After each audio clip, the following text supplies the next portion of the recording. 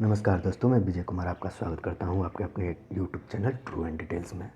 तो दोस्तों, ये संविधान का भाग 7 है। इससे पहले की वीडियो अगर आप लोगों ने नहीं देखी हो तो डिस्क्रिप्शन में इसका लिंक है, जाके देख लीजिएगा। तो दोस्तों, अगर ये वीडियो पसंद आए तो लाइक और शेयर करें और मेरे चैनल को सब्सक्राइब करके बेल आइकन को दबा दें।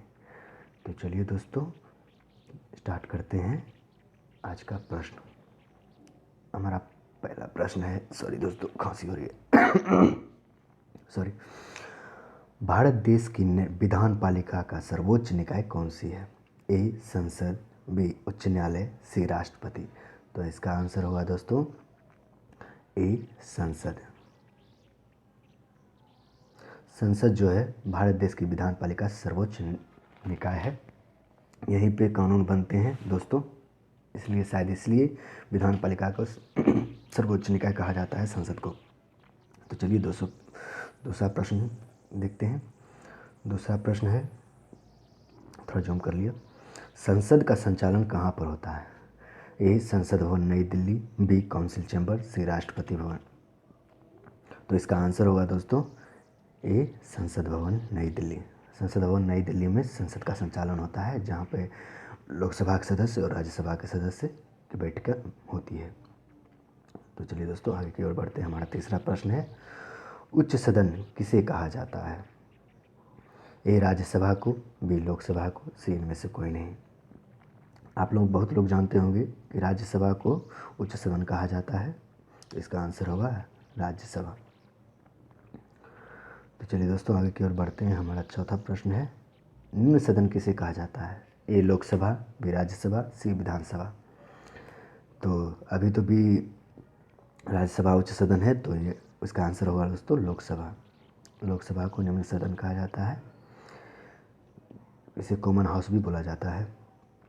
तो चलिए पांचवें प्रश्न की ओर बढ़ते हैं। हमारा पांचवा प्रश्न है, भारतीय सदन किस प्रकार की है? एक सदनीय व्यवस्था, बी त्रिसदनीय व्यवस्था, सी द्विसदनीय व्यवस्था।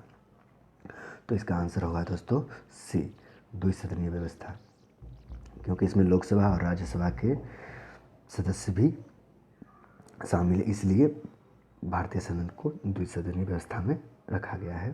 तो चलिए हमारा छठा प्रश्न है, राज्यसभा के सभापति कौन होते हैं? ए राष्ट्रपति, बी उपराष्ट्रपति, सी प्रधानमंत्री। सॉरी दोस्तों, मेरी तबीयत कुछ ज़्यादा ख़राब है, इसलिए मुझे खांसी हो रही है, इसके लिए क्षमा चाहता हूँ। छठा प्रश्न है, राज्यसभा के सभापति कौन होते हैं? ए राष्ट्रपति, बी उपराष्ट्रपति, सी प्रधानमंत्री। तो हमारा आंसर होगा दोस्तों बी उपराष्ट्रपति। उपराष्ट्रपति जो होते हैं राज्यसभा के पदेन सभापति होते हैं, जो कि वर्तमान में एम वेंकैया नायडू है, और उपसभापति हरिवंश नारायण सिंह है, जो कि जदयू से हैं। तो चलिए दोस्तों, आगे की ओर बढ़ते हैं। हमारा सातवां प्रश्न है, भारत की राजनीतिक व्यवस्था को क्या कहा जाता है? ए संसदीय लोकतंत्र, बी संसदीय प्रणाली, सी इनमें से कोई नहीं। इसका आंसर होगा दोस्तों ए संसदीय लोकतंत्र। भारत की राजनीतिक व्यवस्था को संसदीय लोकतंत्र कहा जाता है। चलिए हमारा आठवां प्रश्न देखते हैं। आठवां प्रश्न है, भारतीय विधानमंडल का प्रमुख घोषणा पत्र किस अधिनियम को कहा गया है? ए 1861 ईस्वी का भारतीय काउंसिल अधिनियम को, बी प्रस्तावना को, सी पुनः पैक्ट को। तो इसका आंसर होगा दोस्तों ए 1861 ईस्वी का भारतीय काउंसिल अधिनियम को भारतीय विधानमंडल का घोषणा पत्र कहा गया है। तो चलिए 9वें प्रश्न की ओर बढ़ते हैं। हमारा 9वां प्रश्न है, सॉरी दोस्तों, भारत के संविधान के अधीन संघीय विधानमंडल को क्या कहा जाता है? ए लोकसभा, बी राज्यसभा, सी संसद। तो इसका आंसर होगा दोस्तों सी संसद। चलिए हमारा अगला प्रश्न है 10वां, कौन संसद का एक अंग नहीं है? ए राष्ट्रपति, बी लोकसभा, सी राज्यसभा। तो देखिए दोस्तों, ये तीनों ही सही होंगे, क्योंकि ये तीनों ही संसद के अंग हैं, अभिन्न अंग हैं।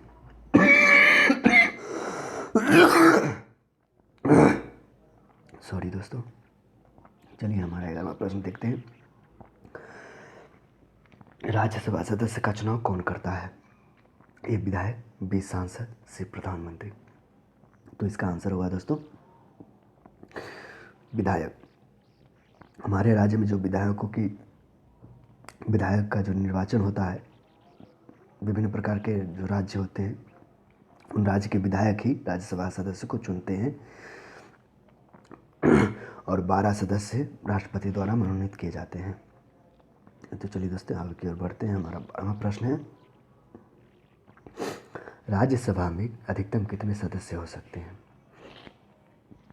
तो देखिए दोस्तों, संविधान के अनुच्छेद 80 में राज्यसभा के सदस्यों की संख्या 250 निर्धारित की गई है, जिसमें 238 निर्वाचित और 12 राष्ट्रपति द्वारा नाम निर्देशित होते हैं, जिन्हें साहित्य, विज्ञान, कला और समाज सेवा जैसे विषयों के संबंध में विशेष ज्ञान या व्यवहारिक अनुभव हो। तो राज्यसभा में अधिकतम संख्या हो सकते हैं 250। तो चलिए दोस्तों आगे की ओर बढ़ते हैं। सदन की कार्यावधि कितने वर्षों का होता है? जैसा कि सभी जानते हैं, जितने भी मंत्री होते हैं या जितने भी सांसद होते हैं, सभी का कार्यावधि जो होता है 5 वर्षों का होता है। तो इसका आंसर होगा ऑप्शन बी। चलिए दोस्तों आगे कर बढ़ते हैं। हमारा 14वां प्रश्न है, किस स्थिति में संसद लोकसभा की कार्यावधि को बढ़ा सकती है? ए आपातकाल की स्थिति में, बी चुनाव की अवधि में, सी इनमें से कोई नहीं। तो इसका आंसर होगा दोस्तों ए, आपातकाल की स्थिति में जो है संसद लोकसभा की कार्यावधि को बढ़ा सकता है। देखिए दोस्तों, आपातकाल के बारे में कुछ आपको जानकारी दे दूं। आपातकाल 25 जून 1975 से 21 मार्च 1977 तक घोषित था।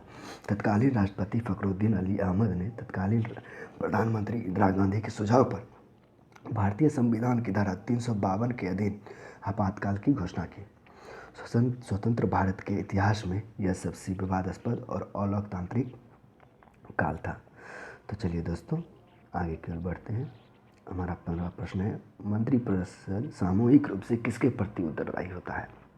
ए राज्यसभा, बी लोकसभा, सी संसद। इसका आंसर होगा दोस्तों सी संसद। मंत्रिपरिषद जो है सामूहिक रूप से संसद के प्रति उत्तरदायी होते हैं। हमारा 16वां प्रश्न है, लोकसभा बैठक की प्रथम घंटा को क्या कहा जाता है? ऑप्शन ए शून्यकाल, बी प्रश्नकाल, सी प्रार्थनाकाल। तो दोस्तों सॉरी दोस्तों, इसे बी प्रश्नकाल कहा जाता है। कहने का मतलब, जब ये संसद की बैठक होती है, संसद की बैठक जब होती है उसका जो प्रथम घंटा होता है ना, मतलब 11 से लेकर 12 के बीच में, वो प्रश्नकाल होता है।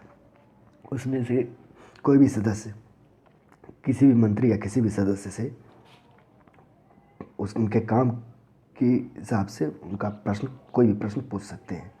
ये उनका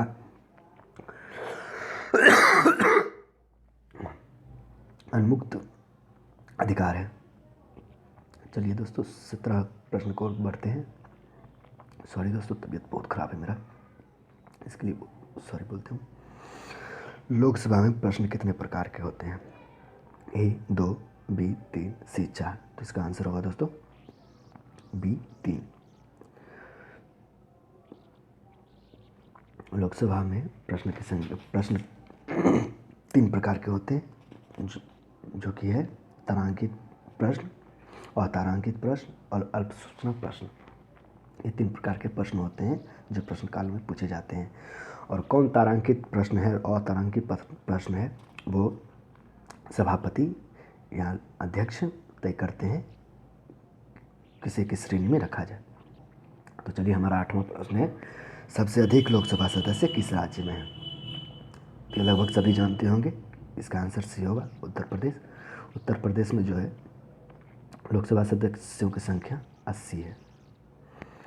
चलिए दोस्तों हमारा 19वां प्रश्न है, संसद भवन परिसर में निम्न में से किनकी मूर्ति नहीं है? ए चंद्रगुप्त मौर्य, बी बिंबिसार, सी जवाहरलाल नेहरू। तो देखिए दोस्तों, इनका आंसर होगा बी बिंबिसार। बाकी ये दोनों जो है चंद्रगुप्त मौर्य और जवाहरलाल नेहरू, दोनों की मूर्तियाँ संसद भवन परिसर में उपस्थित है। तो चलिए हमारा 20वां प्रश्न है और आखिरी प्रश्न, विश्व का प्रथम संसदीय शासन प्रणाली किस देश ने अपनाया था? A America, B Bharat, C Britain. तो सभी लोग जानते होंगे, इसका आंसर सी होगा, ब्रिटेन।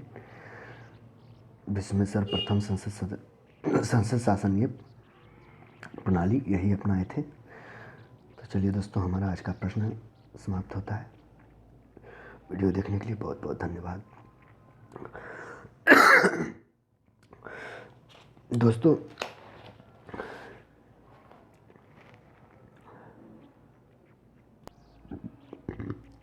कृपया मेरे चैनल को सब्सक्राइब कर लीजिए और मेरे सपोर्ट कीजिए। इससे भी बेहतर वीडियो लाऊंगा और इस तरह से एक्सप्लेन करके बताऊंगा कि कहीं और जाने की ज़रूरत नहीं पड़ेगी आपको। इसलिए आप लोगों से विनती है कि कृपया मेरे चैनल को सब्सक्राइब कर लीजिए और बेल आइकन को दबा दीजिए। तो आज के लिए इतना ही। बहुत बहुत धन्यवाद। Have a good day.